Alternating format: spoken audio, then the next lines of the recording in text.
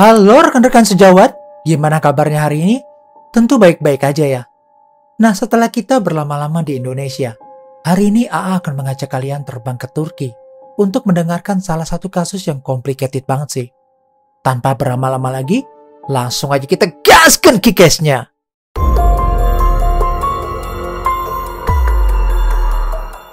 Sebuah kasus yang terjadi pada tahun 2008 lalu. Kasus ini sendiri terjadi atas dasar mempertahankan kehormatan keluarga. Ahmet Yildiz berusia 26 tahun, lahir di Şanlıurfa, Turki pada tahun 1982. Ia lahir dari keluarga yang kaya raya dan penganut ajaran Muslim. Diketahui keluarga Ahmet ini merupakan keluarga yang sangat taat beribadah. Ketika Ahmet menginjak dewasa, ia memutuskan untuk pergi dari rumahnya, dikarenakan sang ayah seringkali memaksa Ahmet untuk buru-buru menikah. Sekedar informasi aja nih lur, Ahmet merupakan seorang laki-laki penyuka sesama jenis. Sehingga keinginan sang ayah yang memintanya untuk segera menikah dengan perempuan pilihan orang tuanya tentu aja ditolak mentah-mentah karena alasan tersebut. Namun pada saat itu Ahmet masih gak berani untuk berterus terang kepada ayahnya jika dirinya merupakan seorang penyuka sesama jenis. Ketika Ahmet keluar dari rumah, ia tinggal di sebuah apartemen di daerah Istanbul, Turki. Diketahui, saat tinggal di apartemen tersebut, Ahmet tinggal bersama dengan pacarnya yang bernama Ibrahim. Wah, agak aneh ya. Lato-lato ngadu sama lato-lato. Ahmet dan Ibrahim bahkan udah merencanakan untuk menikah di Jerman di kemudian hari. Karena menurutnya, menjadi seorang gay di Turki adalah hal yang paling berbahaya. Saat berada di Istanbul, Turki, diketahui Ahmet ini melanjutkan pendidikannya di Universitas Marmara jurusan fisika. Selain itu, Ahmet juga rajin menulis dan mengungkapkan kisah hidupnya menjadi seorang gay di sebuah majalah ternama yang diterbitkan oleh organisasi LGBT yang berbasis di kota Ankara, Turki. Ia juga diketahui merupakan seorang anggota aktif di sebuah komunitas LGBT di San Francisco. Nah, semua kejadian mengerikan ini bermula pada tahun 2007, di mana saat itu setelah mengumpulkan seluruh keberaniannya, Ahmet memberanikan diri untuk menghubungi ayahnya melalui sambungan telepon dan memberitahukan jika dirinya adalah seorang penyuka sesama jenis. Ahmet juga mengatakan jika saat itu dirinya tinggal bersama dengan sang kekasih di sebuah apartemen di Istanbul, Turki. Mendengar pernyataan dari anaknya itu, ayah Ahmet pun langsung marah kepada anaknya dan langsung memutuskan tali silaturahmi selama kurang lebih 8 bulan. Ahmet pun mencoba menghubungi keluarganya berkali-kali, namun ayahnya selalu menolak panggilan dari Ahmet. Bagi ayah Ahmet, menjadi laki-laki gay adalah suatu penghinaan bagi dirinya dan keluarganya. Setelah mengetahui bahwa anaknya sendiri adalah seorang gay, ayahnya ini kemudian sering memberikan ancaman-ancaman kepada Ahmet. Karena terlalu sering mendapatkan ancaman gila dari keluarganya sendiri, Ahmet pun memilih untuk melaporkan kejadian itu kepada jaksa penuntut umum di Istanbul. Namun sayangnya, baik pihak kepolisian maupun pihak jaksa penuntut sama sekali nggak menggubris laporan tersebut.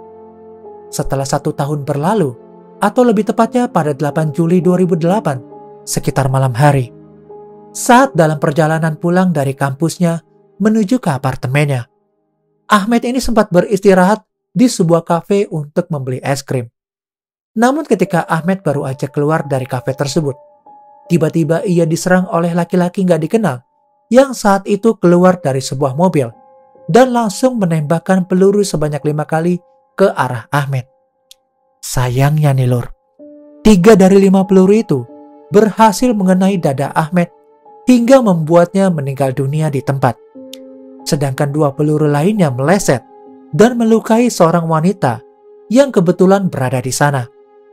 Menurut kesaksian dari wanita yang terkena peluru tersebut, di saat ia sedang duduk bersantai dengan teman-temannya, ia melihat tiba-tiba ada seorang laki-laki keluar dari mobil berwarna hitam. Lalu laki-laki tersebut langsung mengeluarkan tembakan yang mengenai Ahmet dan dirinya. Setelah berhasil menghabisi Ahmed, laki-laki tersebut langsung kabur menggunakan mobilnya. Warga sekitar yang kebetulan melihat kejadian tersebut pun langsung melaporkan ke pihak kepolisian setempat. Dan setelah pihak kepolisian datang, mereka langsung membawa tubuh Ahmed Yildiz ke rumah sakit terdekat guna dilakukan penyelidikan lebih lanjut. Pihak kepolisian segera melakukan investigasi mengenai kasus tersebut. Setelah melakukan penyelidikan dan memeriksa beberapa orang saksi, pihak kepolisian pun menduga jika penembakan tersebut didalangi oleh sang ayah dari Ahmed Yildiz. Dugaan tersebut pastinya bukan tanpa alasan ya lur. Pihak kepolisian yang melakukan investigasi mengungkapkan jika dugaan itu dikuatkan oleh laporan dari Ahmed beberapa bulan sebelum kejadian ini terjadi, yang menyatakan bahwa dirinya sering mendapatkan ancaman pembunuhan dari keluarganya sendiri. Selain itu, dugaan tersebut juga semakin dikuatkan oleh laporan salah satu teman dari ayah Ahmed yang bernama Orhan.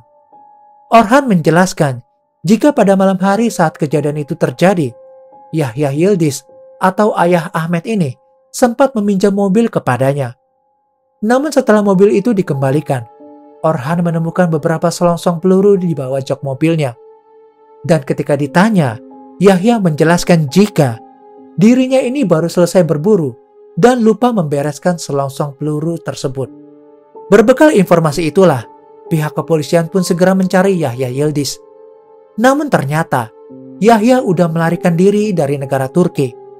Menurut informasi, dalam catatan telepon milik Yahya, sempat terdeteksi keberadaannya dari bulan Oktober 2008 hingga dengan Maret 2009, yang menunjukkan jika Yahya ini berada di sebuah kota di Irak. Namun anehnya nih lur, pihak kepolisian Turki belum mampu membawa Yahya Yildiz untuk kembali ke negaranya hingga saat ini video ini dibuat. Bahkan pihak kepolisian Turki pun juga belum mengeluarkan surat penangkapan internasional untuk memburu keberadaannya. Sekedar informasi aja nih lur, setelah Ahmed Yildiz meninggal dunia, pihak keluarga sama sekali nggak mau menerima jasad Ahmed. Dan bahkan nggak mau mengakuinya sebagai keluarga. Mirisnya lagi nih lur, mereka menguburkan tubuh Ahmed tidak dengan cara yang benar, dan lokasinya pun sangat jauh dari keberadaan keluarga Ahmed. Sementara itu Ibrahim yang merupakan pacar Ahmed mengatakan kepada media setempat bahwa selama ini dirinya seringkali mendapatkan diskriminasi terhadap kaum gay. Selain itu, ia dan beberapa teman dari Ahmed Yildiz akan terus memperjuangkan keadilan untuk Ahmed. Ibrahim dan beberapa teman komunitas LGBT pun sempat melakukan aksi demo besar-besaran dengan pergi ke kantor kejaksaan untuk menuntut para pihak berwenang agar segera menangkap ayah Ahmed. Namun semua itu belum terwujud hingga saat ini. Setelah kejadian itu, para aktivis kaum LGBT dari negara Turki langsung membuat sebuah film yang berjudul Zenzer. Film tersebut diambil berdasarkan kisah nyata yang dialami langsung oleh Ahmed Yildiz yang mendapatkan diskriminasi dari orang tuanya sendiri karena memiliki ketertarikan terhadap sesama jenis. Dari sini AA agak bingung ya, mau belain siapa? Karena secara nggak langsung dua-duanya ini salah. Tapi ada baiknya pihak dari orang tua coba membantu anaknya untuk dibawa ke psikolog dulu. Karena siapa tahu anaknya bisa sembuh dari masalah kelainan orientasi seperti itu. Tapi kalau menurut kalian gimana nih lur? Coba komentar di bawah ya. Kesimpulannya dari kasus ini, buat kita yang punya anak-anak nih ya, terutama maupun cewek ataupun laki, harus dididik dengan benar sih ya, supaya nggak kelainan orientasi seperti itu. Namun jika udah berlanjut kayak gitu ya, paling cuma bisa pasrah ya, atau membawanya ke ahlinya untuk disembuhin ya lur. I'm Jurnal AA, and still next time, stay safe ya lur.